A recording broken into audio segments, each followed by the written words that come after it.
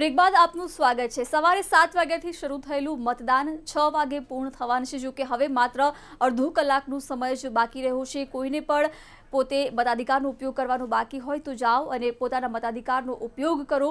મહત્વનું છે કે 26 બેઠકો માટે આજે મતદાન થઈ રહ્યું છે અને 371 ઉમેદવારોની આજે કસોટી થઈ રહી છે। જો કે 6 વાગ્યાની સાથે જ તમામ ઉમેદવારોના ભાવિ ઈવીએમ મશીનમાં સીલ થશે અને પરિણામ 23મી મે આવશે। એટલે આપણે 1 મહિનાની રાહ જોવી પડશે। હજુ પણ જો કે લોકસભાનું 7 તબક્કામાં મતદાન આ વખતે થઈ રહ્યું છે, જેનું ત્રીજા ચરણમાં આજે મતદાન થઈ રહ્યું છે। ગુજરાતની 26 બેઠકો ઉપર આજે મતદાન યોજાઈ રહ્યું છે। આજ સાથે મારા સહયોગી તોરલ પણ આપણી સાથે જોડાયેલ છે। જી તોરલ, તો આપણે ચર્ચાની સીધી શરૂઆત કરીશું અને આજનો જે દિવસ છે કેટલો મહત્વપૂર્ણ છે તેના પર જ આપણે ચર્ચા કરીશું। રાજકીય વિશ્લેષક આપણી સાથે એસ એ કાદરી જોડાયેલા છે અને બીજેપીમાંથી નેતા શ્રદ્ધા રાજપૂત પણ છે। આ બંનેનું ફરી એક વખત સ્વાગત। કાદરી સાહેબ, પહેલો સવાલ હું આપને પૂછવા માંગીશ કે જે રીતે અત્યાર સુધી 5 વાગ્યા સુધીનું સરેરાશ અને અંદાજિત જે આંકડો 50-55% આસપાસ આવી રહ્યો છે, સત્તાવાર જાહેરાત હજી બાકી છે, પરંતુ આ જે ઉત્સાહ મતદારોનો જે દેખાઈ રહ્યો છે, કેવી રીતે જુઓ છો? સુસ્ત છે। સુસ્ત છે। અમદાવાદ શહેરમાં તો બહુ જ સુસ્ત છે, કારણ કે અમદાવાદ શહેરે 40-42% જ કર્યું છે, એટલે ખબર નથી પડતી કે મતદારોને શું થયું છે। પછી ગરમીનું કારણ બતાવી દે તો વાત આખી જુદી છે, બાકી ઓનેસ્ટલી એ પ્રકારનો ઉત્સાહ દેખાતો નથી જે હોવો જોઈએ। અને એનો મતલબ એ થયો કે કોઈ પણ પોલિટિકલ પાર્ટી આ મતદારોને એવી રીતે આકર્ષી શકી નથી કે જેના માટે માણસ બહાર નીકળીને ગરમીમાં પણ વોટ કરવા નીકળી પડે। જે 2014માં 66% સુધી જે પહોંચ્યું હતું, એ 66% સુધી પહોંચવાની પરિસ્થિતિ આજે દેખાતી નથી। શ્રદ્ધા, આપ કેવી રીતે જોઈ રહ્યા છો આ મતદાનના આંકડાને?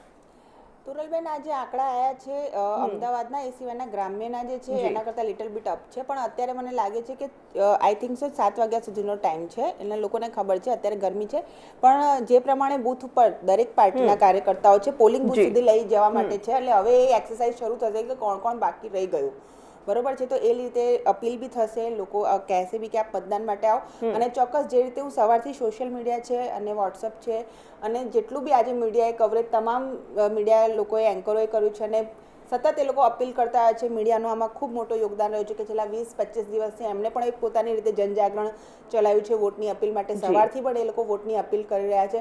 તો ચોક્કસ જ્યારે ફાઇનલ આંકડો આવશે તો હું એવું માનું જ છું કે ચોક્કસ વધારે પ્રમાણમાં મતદાન થયું હશે, કારણ કે અમુક વખતે આંકડા 2 કલાક પહેલાના કે 1 કલાક પહેલાના છે। બિલકુલ, આ તો અંદાજિત આંકડો છે। બિલકુલ, જી। કાદરી સાહેબ, ખાસ કરીને તમે શરૂઆતની વાતમાં કીધું કે સુસ્ત આ વખતનું વાતાવરણ લાગી રહ્યું છે। આ વખતે આપણે પ્રચાર પ્રસારની પણ થોડી વાત કરી લઈએ તો જે શરૂઆતમાં પ્રચાર પ્રસાર બંને રાજકીય પક્ષોએ છે, આપણે ત્યાં ગુજરાતમાં ખાસ કરીને બંને રાજકીય પક્ષોએ કર્યો છે, અને એમાં પણ જે મુદ્દાઓ ઉઠાવવામાં આવ્યા, જે વાતો ઉઠાવવામાં આવી, ક્યાંક ને ક્યાંક એવું લાગ્યું કે એમાં જનતા ઇન્વોલ્વ ન થઈ શકી, કારણ કે બંને રાજકીય પક્ષો એકબીજાની હુસ્સાતુસીમાં જ હતા એવો પ્રચાર પ્રસાર સામાન્ય જનતાને લાગ્યો, એવો પણ એક મત છે।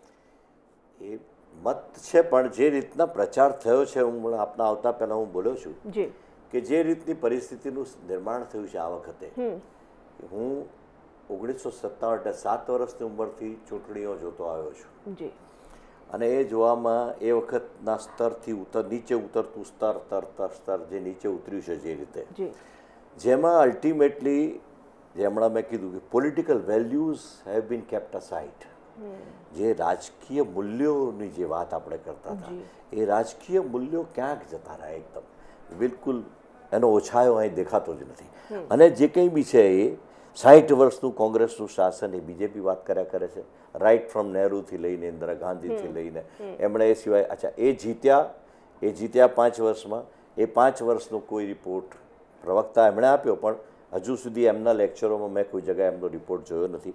અને જે રીતે નોટબંધી અને જીએસટી માટે એ જે રીતે છાતી ફૂલાવતા હતા, એ એક શબ્દ એનો આ આખા પ્રચારમાં આવ્યો નથી, કારણ કે અંદર ખાનગી સમજી ગયા છે કે આ બંને મુદ્દા આપણને ડિસ્ટર્બ કરી દેશે, એટલે એ પરિસ્થિતિ। અને બીજું, છેલ્લા 5 ઇલેક્શન છે 5 સ્ટેટના, એનાથી બીજેપીને ચોક્કસ અંદાજ આવી ગયો છે કે હવે આપણે કંઈક બદલીએ એમ, અને એમાં કુદરતી પુલવામા થયું, એટલે એક આતંકવાદ અને રાષ્ટ્રવાદ 2 મુદ્દો બહુ મોટો બની ગયો, અને એ મુદ્દા પર હું માનું છું બંને મોટા નેતાઓના લેક્ચરોનો સાર ફક્ત મેં આ જોયો રાહુલ ગાંધી નવા નિશાળીયા તરીકે એણે ન્યાયની વાત કરી છે. કારણ કે શું થાય છે, નફરત ને પ્યાર બેની વચ્ચે બહુ મોટું ગણિત હોય છે. એક તરફ તમે નફરત ફેલાવો, એક તરફ તમે પ્યાર ફેલાવો, એક તરફ તમે અન્યાયની વાત થતી હોય તો કોઈ ન્યાયની વાત કરે. તો એણે ન્યાયની વાત કરી છે એ કે ભાઈ 72,000 રૂપિયા હું આપીશ, અને એના માટે કેલ્ક્યુલેશન, કારણ કે દરેક પક્ષ એકબીજાને દાટી શકે છે કે ભાઈ તમે કઈથી લાવશો પૈસા, તો 72,000 ક્યાંથી લાવશે એના માટે Manmohan Singh is an economist.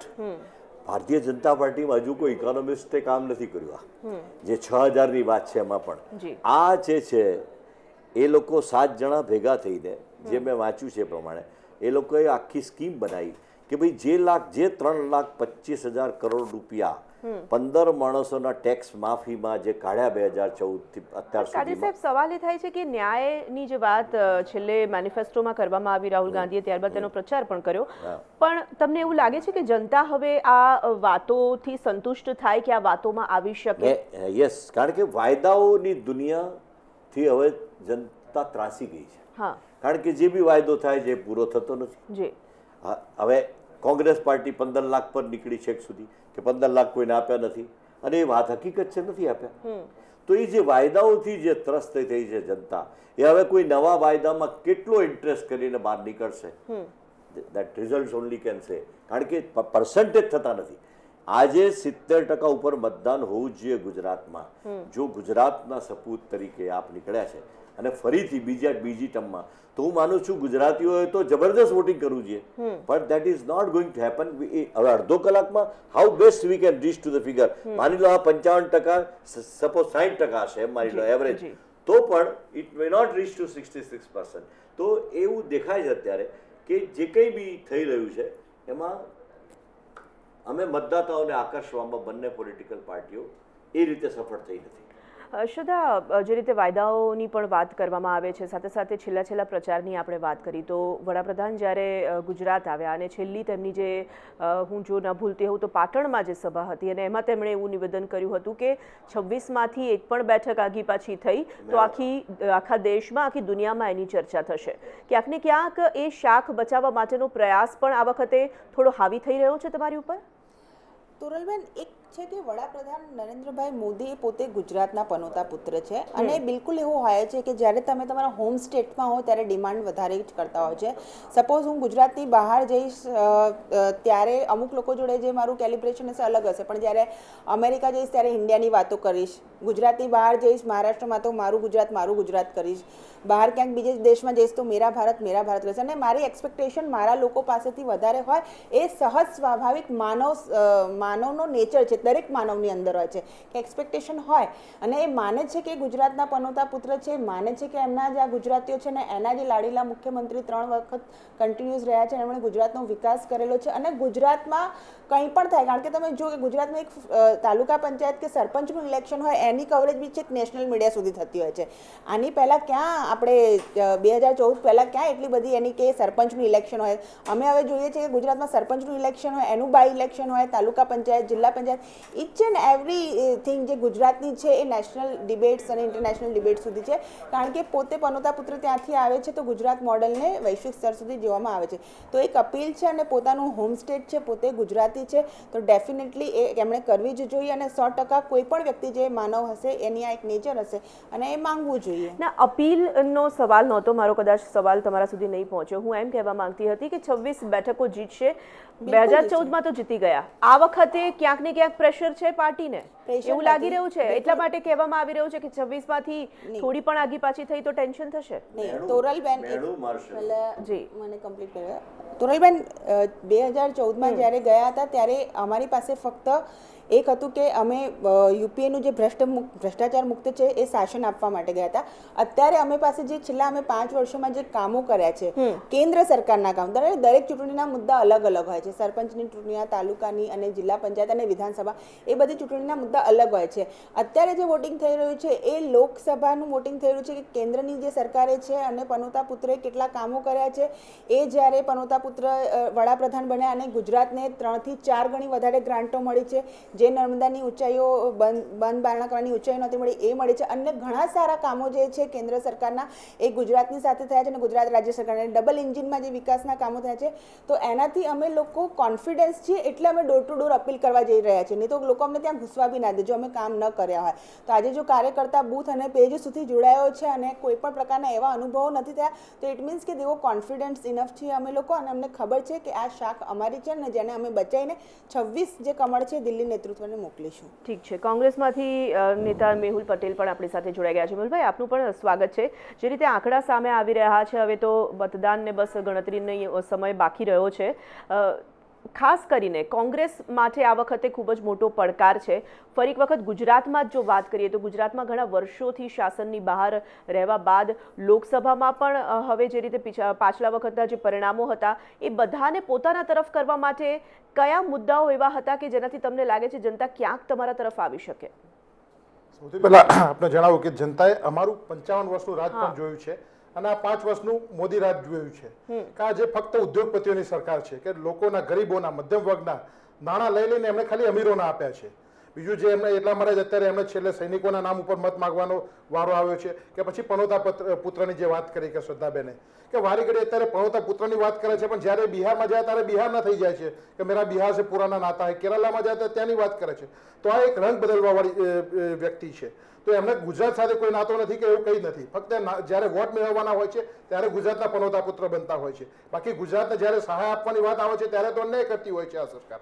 પણ 2014માં એક મિનિટ 2014માં જે પરિણામો આવ્યા હતા એ તમારા માટે પણ આત્મમંથન કરવા વાળા તો હતા જ ને? બિલકુલ ચોક્કસ. પણ પ્રજાને લાંબા સમય સુધી ગેરમાર્ગે દોરી શકાતા નથી હોતા. એ વખતે એમણે જે જૂઠાણા ફેલાવ્યા હતા કે ભ્રષ્ટાચારની જે વાત કરવામાં આવેલી, પણ કેટલા ભ્રષ્ટાચારીઓને એમણે જેલમાં પૂર્યા એક પણ નામ નહીં બતાવી શકે અત્યારે ભાજપના પ્રવક્તા. તો આ ફક્ત એ વખતે ફેલાવેલા જૂઠાણા હતા. બીજું એમણે એ વખતના મેનિફેસ્ટોમાં જે પોઈન્ટ હતા અત્યારે એમને રિપીટ કરવા પડ્યા છે કે રામ મંદિરના મુદ્દે એમણે વોટ માંગવાની વાતો કરી હતી કે 370 કલમ દૂર કરવાની વાત કરી હતી.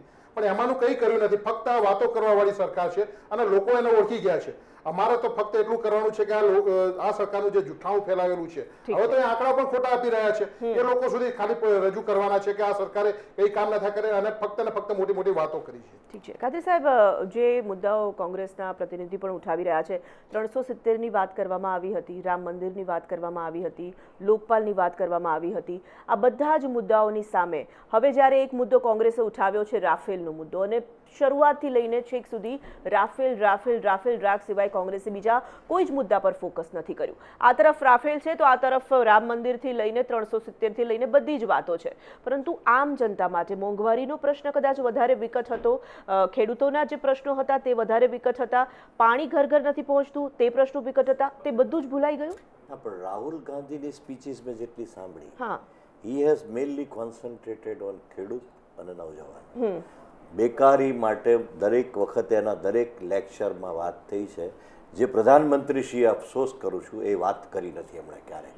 અને સૌથી મહત્વની બાબત કે તમે અહીંયા પણ ગુજરાતના પનોતા પુત્રની આપણે વાત કરીએ તો you should have contested from Gujarat.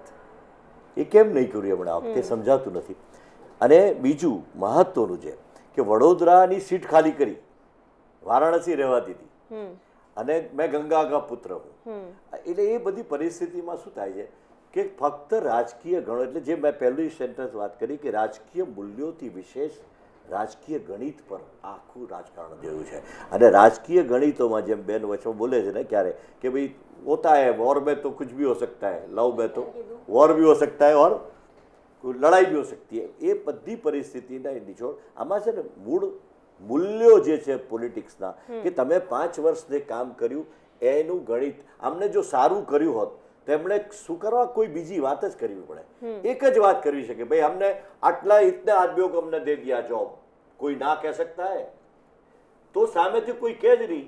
આ તો છે એ થયું જ નથી. જે નથી થયું, અચ્છા મને મનમોહન સિંહ માટે એ રીતે because I am a student of economics, પણ એ રીતે માન નથી, પણ મને એ રીતે માન છે કે એમણે એક વસ્તુ એમ કીધી કે મહેંગાઈ મેં કમ નહીં કર શકા था, मुझे मेरा अफसोस है. એવો એ અફસોસ તો એક પણ સેન્ટન્સ ગુરુરમાં ને ગુરુરમાં. આ પ્રધાનમંત્રી વધારે અભિમાન ને ગુરુરમાં ફરે છે, જે સારું નથી. આપણે અભિમાન ને ગુરુરથી બહાર રહીને આ ક્ષેત્ર પસંદ કરીએ છીએ. અહીંયા નમ્રતા ખૂબ જ મોટી બાબત છે અને એને વળગી રહ્યું છે. ઠીક છે શ્વેતાબેન, જે રીતે કાદરી સાહેબે સવાલ ઉઠાવ્યો છે, સવાલ એટલા માટે થાય છે કે એટલી બહુમતી સાથે આપની સરકાર ચૂંટાઈ હતી અને જનતાના મનમાં પણ આ સવાલ બિલકુલ હશે કે એટલી બધી બહુમતી જનતાએ તમને આપી, એટલી બધી સીટ તમને આપી અને તમે જ્યારે કેન્દ્રમાં આવી ગયા 5 વર્ષમાં કદાચ એવા કામ કર્યા હોત તો જનતાને કોઈ સવાલ જ ના હોત અને વિપક્ષ પણ કોઈ સવાલ નહીં ઉઠાવી શકતું. તોરલબેન, અમે કામ કરેલા છે અને દર 26મી મે દરેક મંત્રાલયનો રિપોર્ટ આપેલો છે. જ્યાં સુધી રોજગારીની વાત કરવામાં આવે છે તો planning commission of India A UPA સરકાર દ્વારા સ્થાપિત કરવામાં આવેલું છે. આ જ પ્લાનિંગ કમિશન ઓફ ઇન્ડિયાનો એફિડેવિટ કરેલો રિપોર્ટ છે, કારણ કે 2004માં સોનિયાજીએ પણ આ રીતે જ ભ્રામક પ્રચારો જુઠ્ઠા કર્યા હતા, રોજગારી નથી. આ રીતે એટલે તમે પણ એ જ રીતે કર્યા છે એમ કહો છો? એક સેકન્ડ મને કમ્પ્લીટ કર્યા તો તોરલબેન પછી ઇનફ છે, કારણ કે મને ખબર છે કે હું મારે આપવાના છે જવાબ ને હું ચોક્કસ આપીશ. યુપીએ ગવર્મેન્ટના આવા સ્થાપિત કરેલા પ્લાનિંગ કમિશન ઓફ ઇન્ડિયાના એફિડેવિટ કરેલા આંકડા છે કે અટલજીની ગવર્મેન્ટમાં 5 વર્ષમાં 6 કરોડ 38 લાખ રોજગારી મળી હતી. યુપીએ 1ના શાસનકાળ દરમિયાન 5 વર્ષમાં ફક્ત 78 લાખ, યુપીએ 2 જે આવ્યું હતું એની અંદર ફક્ત 76 લાખ 5 વર્ષમાં મળી હતી. એટલે આ પ્લાનિંગ કમિશન ઓફ ઇન્ડિયાનો એફિડેવિટ કરેલો રિપોર્ટ છે. બીજી વસ્તુ, જ્યારે તમે રોજગારીની વાત કરી રહ્યા છો ત્યારે મને એ ખબર નથી પડતી, હું અગાઉ બી ડિબેટ્સમાં કહી ચૂકી છું, આની પહેલાં બી કહી ચૂકી છું, કાદરીજીએ નહીં સાંભળ્યું તો ફરી વખત કહી દઉં છું કે જો આ દેશની અંદર 8 કરોડ શૌચાલય બને, 8 કરોડના એલપીજી પહોંચે, આ રોડ રસ્તા જે છે એ ડબલ બની રહ્યા હોય, 10 લાખ કરોડના કામ તો ફક્ત નીતિન ગડકરીજીના રોડ રસ્તા એવિએશન ડિપાર્ટમેન્ટના થતા હોય, આજે રિજનલ એવિએશન સેક્ટર શરૂ થયું હોય, પાસપોર્ટ ઓફિસ જે 55 વર્ષમાં ફક્ત 77 હતી, છેલ્લા 5 વર્ષમાં 505 થઈ છે. 9 IIM, 9 IIT, 1 NIT, 300થી વધારે કેન્દ્રીય વિદ્યાલય, 300થી વધારે મેડિકલ કોલેજીસ થયા હોય, તો આ બધી વસ્તુઓની અંદર સંસાધનો રોકાયા હોય છે, કંપનીઓ રોકાઈ હોય છે અને રોજગારીનું સર્જન થયું હોય છે. આપણા દેશની અંદર રોજગારી 2 પ્રકારે છે, એક અસંગઠિત વર્ગની છે, એક સંગઠિત વર્ગની છે, ફોર્મલ એન્ડ ઇનફોર્મલ સેક્ટર. ફોર્મલમાં આપણે બધા જ પણ આ બધું આટલું બધું ડિટેલમાં શ્રદ્ધાબેન શા માટે જસ્ટિફાઈ કરવું પડે છે? કારણ કે જ્યારે શા માટે જસ્ટિફાઈ કરવું પડે છે? બેરોજગારીની વાત ઉઠે છે, બેરોજગારીના પ્રશ્નો ઉઠે છે, બેરોજગારીને લઈને વિરોધ થાય છે, એટલા માટે. ઠીક છે. ખબર નથી પડતી કે જે 55 વર્ષની અંદર 77 એરપોર્ટના 5 બરોબર છે, 2 કોંગ્રેસ વાળા ડિબેટ જોડે થઈ રહી છે કે એક વાળા જોડે છે. ના, હું કન્ફ્યુઝ નથી થતી. રાહુલ ગાંધીની જેમ સુપ્રીમ કોર્ટમાં માફી નથી માંગવી પડતી. હું એટલું જુઠ્ઠું નથી બોલતી કે રાહુલ ગાંધીની જેમ સુપ્રીમ કોર્ટમાં જઈને ખેદ. ચલો એક બાદ એક બોલીએ તો વાત જશે. શ્રદ્ધાબેન, રાહુલ ગાંધીની જેમ સુપ્રીમ કોર્ટમાં જઈને ખેદ વ્યક્ત કરવો પડે. રિપોર્ટ છે કે અમેરિકા અમદાવાદ નથી બનાવવામાં આવ્યું. લાખ પચાસ સાંસદ વાયનાડ એટલા માટે ગયા છે કે એમણે અમેઠીમાં અમદાવાદ જેવો વિકાસ નથી કર્યો. પ્લીઝ તમે લોકો જો વોઇસ રેઝ કરી દેશો તો સચ્ચાઈને છુપાઈ નહીં દો. જૂઠું બોલવું, જોરથી બોલવું એ કોંગ્રેસની આદત છે. એના માટે કોંગ્રેસને સુપ્રીમ કોર્ટમાં જઈને પણ ખેદ વ્યક્ત કરવું પડે છે. લોકો કોઈ કન્ફ્યુઝ નથી, લોકોને બિલકુલ ખબર પડી ગઈ છે. આ 23મી મે વાત કરીશું, 23મી મે પણ વાત કરીશું. પ્લીઝ તમારા 2019ના પ્રધાનમંત્રી માન્ય નરેન્દ્ર મોદી છે, હું આવવાની જ છું, લખી લો અત્યારે. તોરલબેનની જોડે કરીશું ડિબેટ. ના, સાંજે કરીશું, તોરલબેનની જોડે ડિબેટ કરીશું. એક પછી એક બોલીએ ને શ્રદ્ધાબેન. શ્રદ્ધાબેનને સાંભળી લઈએ પછી તમારી પાસે આવીએ છે. ચલો શ્રદ્ધાબેન, એક મિનિટ, આ રીતે ચર્ચા નહીં થાય. તમે બુવાજી અને અખિલેશભાઈનો સાથ લેવાના છો પોસ્ટ રિલાયન્સ? અમારે જરૂર નથી પડતી, અમારે યુપીએની સરકાર એમ બની રહી છે. બિલકુલ. અરે કશું નથી આવવાનું, એનું ફ્રસ્ટ્રેશન છે જે તમે બોલી રહ્યા છો. હું તમને અત્યારથી કહી દઉં છું. Biggest joke of the day, biggest joke of the day. ચલો એપ્રિલ મહિનામાં આપણે એપ્રિલ ફૂલ ના બનાવો. ચલો ઠીક છે હવે તમે બંને જણા આપણે ચર્ચા કરવી છે કે સામે આક્ષેપ પ્રતિ આક્ષેપ કરવા છે? શ્રદ્ધાબેન, ચર્ચા કરવી છે કે આક્ષેપ પ્રતિ આક્ષેપ કરવા છે? બંને જણાને પૂછું છું, કારણ કે આ રીતે જનતા સુધી વાત પણ નહીં જઈ શકે. ગેરમાર્ગે પ્રજાને કન્ફ્યુઝ કરી ગેરમાર્ગે તો પણ તમારો ટર્ન આવે ત્યારે તમે બોલો ને, તમારો ટર્ન આવે ત્યારે તમે બોલો ને. શ્રદ્ધાબેન, તમારી વાત પૂરી કરો, પછી કોંગ્રેસ મેં રોજગારીના આંકડા એટલા માટે તોરલબેન આપ્યા કારણ કે બંને પેનલિસ્ટોએ અહીંયાથી સવાલ ઉઠ્યા છે. બીજી વસ્તુ રાષ્ટ્રીયવાદના મુદ્દાની વાત કરવામાં છે. તોરલબેન, મને એક વસ્તુ કહી દો કે એઆઈની અંદર માન્ય નરેન્દ્ર મોદીજી આ આદરણીય વડાપ્રધાને ઇન્ટરવ્યૂ આપ્યો ત્યારે આ પ્રશ્ન પૂછવામાં આવ્યો ત્યારે એમણે ક્લેરિફિકેશન કરી દીધું હતું. એ જ ક્લેરિફિકેશન હું અત્યારે કરું છું કે ભાઈ આપણા ઉપર જ્યારે ઈરુડનો ઘાતક હુમલો થયો હતો ત્યારે સર્જિકલ સ્ટ્રાઇક થઈ. સેનાએ એને કહ્યું કે આ સર્જિકલ સ્ટ્રાઇક થઈ ગઈ, વાત ત્યાં જ ખતમ થઈ જાય છે, મુદ્દો બને જ નહીં. જો એને આપણે વાત ખતમ થઈ ગઈ, પરંતુ વિપક્ષે મુદ્દો ઉઠાવ્યો કે થઈ છે કે નહીં એના પુરાવા આપો, એટલે પછી ઉરી સર્જિકલ સ્ટ્રાઇક થઈ છે કે નથી થઈ, ખોટું થઈ છે કે એમ કરતાં એમણે આ રાજનીતિક મુદ્દો વિપક્ષે બનાવ્યો. બીજી વખતે જ્યારે પુલવામા ઉપર દુર્ભાગ્યપૂર્ણ આપણા 40થી વધારે જે જવાનો છે સીઆરપીએફના એ શહીદ થયા અને પછી સેનાએ એર સ્ટ્રાઇક કરી, તો તરત જ વાયુસેનાએ જ્યારે પોતાનું પરાક્રમ બનાવ્યું, રાહુલ ગાંધીજીએ ટ્વીટ પણ કર્યું અને વાયુસેનાને બધાઈ પણ આપી કે હા તમે એર સ્ટ્રાઇક કરી. અને એર સ્ટ્રાઇક એમને નથી થતી, એની અંદર વિપક્ષ અને બધાની જે સંમતિઓ છે થાય છે. એટલે તમામને એક second, sorry, let us not talk like this in the एक એપ. सेकंड, કોઈ मीटिंग કોઈને બોલાવવામાં આયા નથી. આ નિર્ણય उस वक्त वहाँ पे रात्रि की मुझे कंप्लीट करने दो वरना मैं आपको बीच में बोलने नहीं दूंगी. नहीं, लेकिन ये ऐसे गलत बात मत कहो. आप गलत बात कर आप रहे हो. इतना झूठ बोल के तो नहीं सुना. ચલો ઠીક છે, आप इतना ચલો झूठ ઠીક बोल છે, के तो नहीं ઠીક सुना. છે. અંદર આપણે વ્યક્તિગત આક્ષેપ નથી કરવા. શ્રદ્ધાબેન, કાદરી સાહેબ, આપણે વ્યક્તિગત વાત નથી કરવી, વ્યક્તિગત વાત નથી કરવી. એક જ મિનિટ મારે મારા સહયોગી પાસે જવું છે. શ્રદ્ધાબેન, આપણે રોકાવું પડશે. રાજનીતિક મુદ્દા વિપક્ષ પોતે પેદા કરે છે અને પછી ચલો ઠીક છે, આ મુદ્દા પર આગળ પણ ચર્ચા આપણે યથાવત રાખીશું. મારા સહયોગી જિજ્ઞાસા પાસે જઈશું. જિજ્ઞાસા. જી બિલકુલ, 6 વાગ્યાને હવે બસ 10 જ મિનિટનો સમય બાકી રહ્યો છે. 6 વાગે મતદાનની પ્રક્રિયા પૂર્ણ થશે અને આ સાથે જ ગુજરાતની 26 બેઠકો ઉપર 371 ઉમેદવારોના ભાવિ પણ ઈવીએમ મશીનમાં સીલ થશે. મતદાન પૂર્ણ થવાને હવે માત્ર 10 જ મિનિટ બાકી છે. મહત્વનું છે કે સવારે 7 વાગ્યાથી મતદાનની શરૂઆત થઈ હતી. ગરમીને ધ્યાનમાં રાખતા મતદાનનો સમયમાં પણ આ વખતે વધારો કરવામાં આવ્યો હતો. સવારે 1 કલાક અને સાંજે 1 કલાકનો વધારો કરવામાં આવ્યો હતો. 6 વાગ્યાને આડે હવે માત્ર 10 મિનિટનો સમય બાકી છે. 10 મિનિટ બાદ મતદાનનો સમય પણ પૂર્ણ થશે. આ સાથે જ ગુજરાતની 26 બેઠકો ઉપર ચૂંટણી જંગમાં ઉતરેલા 371 ઉમેદવારોના ભાવિ પણ ઈવીએમ મશીનમાં સીલ થશે. પરિણામ આવશે 23મી મે, ત્યારે ખબર પડશે કે કોણ બાજી મારે છે અને કોને હારનો સામનો કરવો પડે છે. મહત્વનું છે કે ગુજરાતની 26 બેઠકો ઉપર 371 ઉમેદવારો ચૂંટણી મેદાનમાં છે. ભરૂચમાં ત્રિપાંખીયો જંગ છે. આ સિવાય તમામ 26 બેઠકો ઉપર ભાજપ કોંગ્રેસ સામે સીધી ટક્કર જોવા મળી રહી છે. 10 જ મિનિટનો સમય બાકી છે મતદાન પૂર્ણ થવાને આરે, ત્યારે લોકોએ પણ આજે હોંશે મતદાન કર્યું છે. જો કે 5 વાગ્યા સુધીના જે આંકડાઓ આપણને પ્રાપ્ત થયા હતા, 55% સુધી મતદાન થયું હતું. 6 વાગવાને આડે હવે માત્ર 10 મિનિટ બાકી રહી છે, એટલે સરેરાશ 60થી 65% જેટલું મતદાન નોંધાય તેવી શક્યતાઓ હાલ જોવા મળી રહી છે. માત્ર 10 મિનિટનો સમય બાકી છે. 10 મિનિટ બાદ મતદાનનો સમય પૂર્ણ થવાનો છે. આજે ત્રીજા ચરણનું મતદાન યોજાયું છે.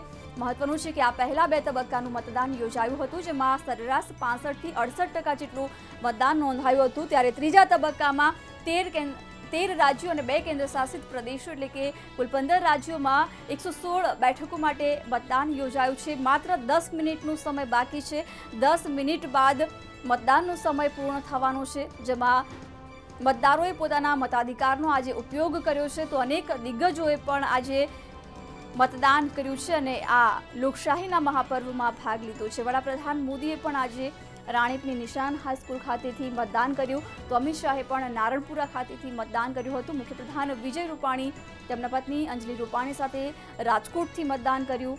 ભાવનગરથી ભાજપ પ્રદેશ પ્રમુખ જીતુ વાઘાણીએ પણ મતદાન કર્યું. તો કોંગ્રેસના દિગ્ગજ નેતાઓએ પણ પોતાના મતાધિકારનો ઉપયોગ કર્યો. અહેમદ પટેલ, શક્તિસિંહ ગોહિલે પણ મતદાન કર્યું હતું.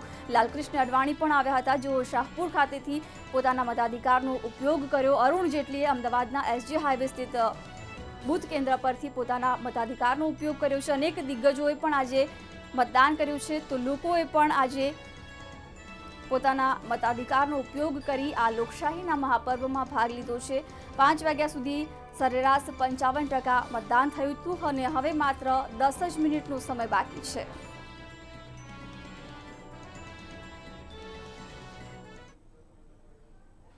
તો આ સાથે જ આપણે હાલ રોકાઈશું એક બ્રેક માટે. બ્રેક બાદ આગળ વધીશું.